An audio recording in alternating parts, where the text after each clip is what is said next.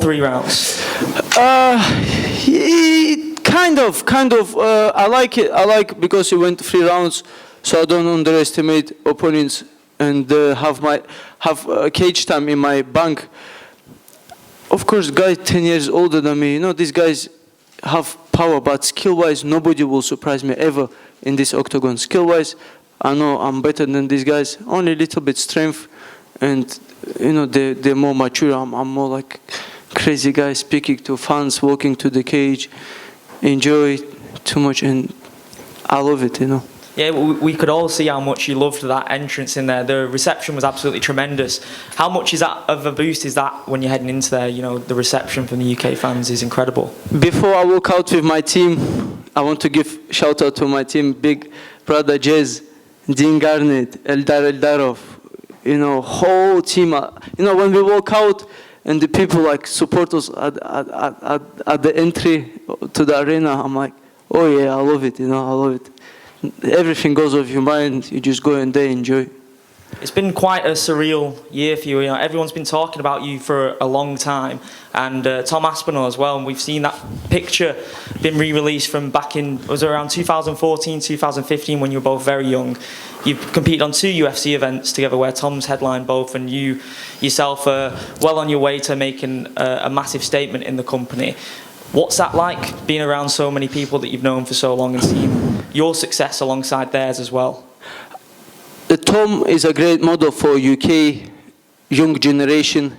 This guy is not like party animal. There's so many guys that don't get a lot of media attention. They should have get. Example, it's Arnold Allen, it's Leon Edwards, it's Tom Aspinall, like Nathaniel Wood. You know, these guys are amazing. Good example.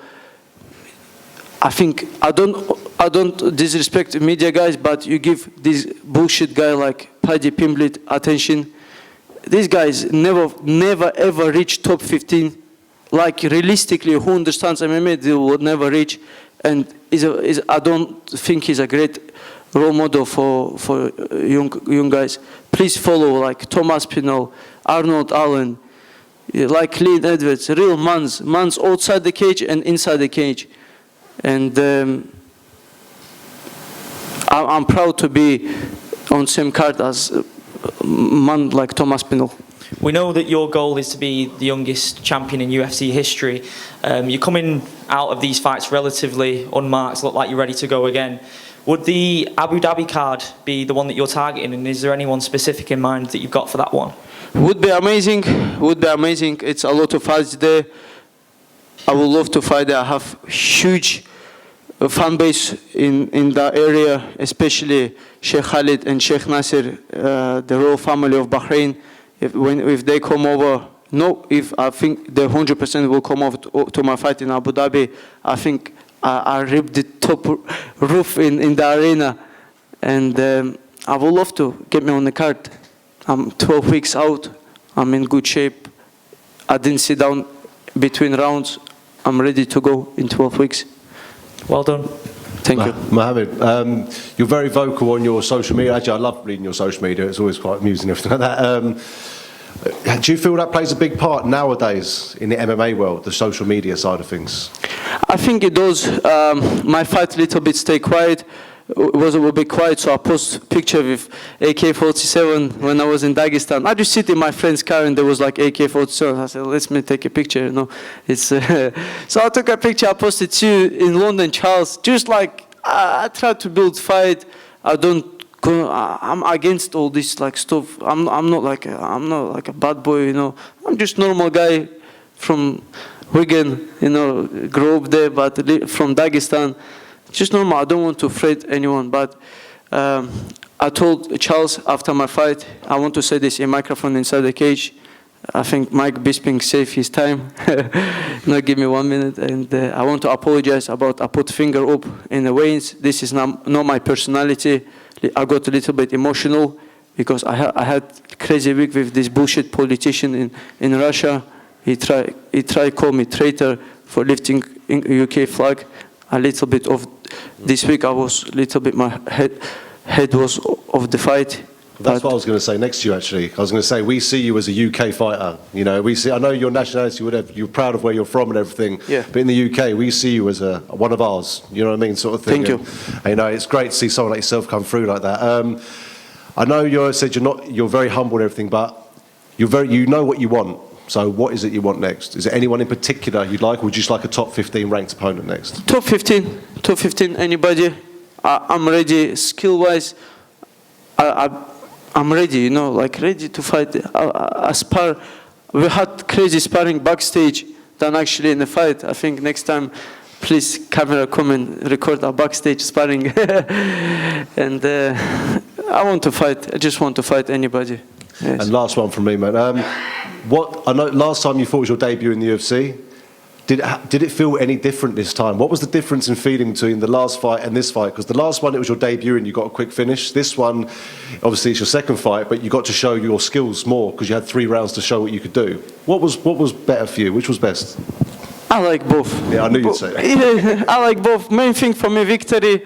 I'm youngest. Of course, I have a lot of pressure, but I take this pressure as to get excited. When I go in the cage, nobody knows what's inside my head, but I know what's inside my head. Every second I enjoy it. I just like, let's go. This is my time, you know.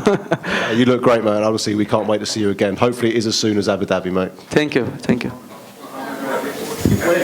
Why is it that you consider Paddy Pimblett to be a bad role model? Yeah, this guy get like this, put pants down. In man, you know, you don't do this. Put pants down. Women don't do this stuff. Man, put pants down and get fat. Drink beer like animal, you know. I grew up like, you know, Liverpool. There's some proper like mans in Liverpool. Like first, my refugee center was in Liverpool. I know real Scouse people. They don't do stuff like this, you know. This guy, just too much, you know. I'm not a hater.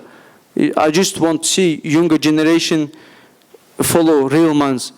If you talk about UK guys, there's Thomas Pinell, there's like Arnold Allen, Lane Edwards, mans of the words, of what they're doing, they will back you up. Not this guy like walk behind security, when they see camera, then he's like real guy, but when there's no camera, he's like hiding. I see this, I know this energy, you know. I'm not some kid like everybody push me to the cage, go fight, please. I grew up crazy too, you know. Yeah. Thank you. Yeah. Congratulations on the big win Thank you. tonight. Tim Wheaton from Sports Kita here. So I wanted to ask, a year and a half from now, when you fight for a title, who's your prediction on who you will be facing? Who's the champion? I think Askar Askarov will be champion. He's very good, and I will see. I think maybe he take belt and let the young generation take over. I'll speak to him later about this. That's absolutely right. Yeah. Askarov's the prediction. How did you feel about the fight? Any improvements? Any areas that you want to work on coming out of that? Good. Main thing, victory. I didn't get hit. He didn't surprise me with anything, and I respect him. Great opponent, great guy. Just like all this media stuff is, you know, this to build up the fight. But end of the day, I respect every single guy who steps in the octagon, earn money for the family. I cannot, like I said, I apologize for that finger. He has family watching him back home. It's not a good thing I've done, and I'm a man, you know. And I do something wrong, I have heart to like apologize about this. And I wish him all the best. He will be back strong. Yeah. Thanks so much, man. Yeah. I want to ask you, as you grow in your career, obviously it's a great place to fight here at home in London, but do you start thinking about, I want to travel the world with the UFC, I want to fight in Vegas, I want to fight around the world? Does that cross your mind? Yes, I fought already around the world when I was an amateur. I fought in Bahrain, I fought in Australia, Italy.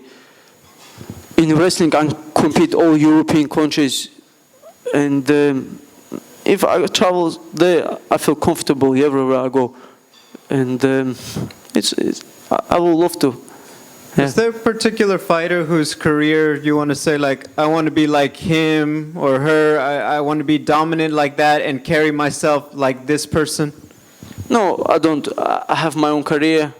I have my own career, and people say he talks this too much. This guy didn't do this. Like they compare me to, for example, Habib. He said like he don't talk as much as you do. I'm different guy. Of course, I will be like I'm different guy. Main thing, I say to Charles, I'm gonna beat him. I did in the cage. So far, 32 fight streak. I backed up. Next time I will talk again, and I put a lot of hard work in the cage to back up my words. When I say something, I believe in my words. Thank you. Yeah. Oh, sorry, you go. Oh, thank you. Woman first. Thank Yes. you. Sorry. You were hoping for a second round victory tonight. Obviously, that didn't happen. But do you kind of do you like maybe going the full 3 rounds to be able to kind of show off what you can do? Sometimes guy has a heart. He has strong heart. He didn't give up. Couple of times I try to take his neck. They all know I'm gonna go for neck. I said I'm gonna take him down. I posted on Twitter. I said I'm gonna take you down, Charles. Please stop this. And I gave him clue. He couldn't. So 3 rounds is good. Like I said, is cage time in my bank. Yeah, and I know you have a ton of experience, especially obviously going back into the amateurs, but do you still learn things about yourself going 3 rounds against someone like that? 100%, especially this is my second flyweight fight since 2017. And I went in the cage as modern featherweight. I put 10 kilogram on for this fight, and this biggest I ever been. And every fight, I understand my recovery better and better. And I believe next fight, I'll learn maybe a little bit more things. Yeah, and you mentioned obviously before about the back and forth that you had with him on social media. You exchanged some words afterwards. What did you say to him? I said, head up, man. You will be back strong. It's a life, ups and downs. Listen, there's no shame on him, you know. There's no shame. He didn't lose his man's pride. If this was easy, everyone jump in the cage and fight. So I respect him. Thank you. Mo, just one here, just one quick one. Jake Hadley, someone who talked a lot about you before his first fight. Would that be a fight that makes sense a bit further down the line? I know you've clashed a lot. Is this the guy who is 0-1 in UFC? Yeah, the one who said that, he was questioning your rise to the UFC. I will tell you one story, and you decide. I came to London, when he talked a lot, you know, I came to London to Brad Pickett camp, trained with Nathaniel Wood. I booked hotel, and I said to his teammate, I won't mention his name because I don't want to give attention to these guys. He knows himself. I said, on Monday I arrived, I said, listen, bring Jake Hadley to the gym. There was another, his mate, who ex-cage world champion, I forgot his name. Another bullshit guy. I said, I'm here till Saturday, bring him to the sparring. And I said to Brad, is this okay if somebody come? I'm here till Saturday, bring him, Birmingham, London, 2 hours drive, come in and spar with me. I'll smash his head in. Why I give him a fight in UFC? He's 0-1, he got mauled in against Nascimento. I will beat Nascimento. He's a great jiu-jitsu fighter, but my wrestling pressure is different. So tell this guy, please concentrate on himself, on training, and get better, you know. Leave me alone, you know. Yeah, great fight, Mo. Cheers. Yeah. A lot of people say that you are the best prospect in all of MMA at the moment. Does that spur you on to kind of to live up to that, or is it kind of an unwanted pressure? Do you like that moniker or not? I think this been since my amateur debut in 2015. Every fight they say biggest prospect, future, and all this. It wasn't jumped straight after my debut, so I get used to it. Every fight, growing with this mentality, it's normal. Of course, it's a lot of pressure. That's why I go to the camp to America, live at the gym, with having a lot of money, having a lot of support. I can just sit, enjoy nice car, ride around city. I'm best prospect in the world. But I go live in the gym, stay humble till I get my final goal is youngest UFC champion. Nice one. Congratulations on the win, mate. Thank you, man. All good? Thank you, guys.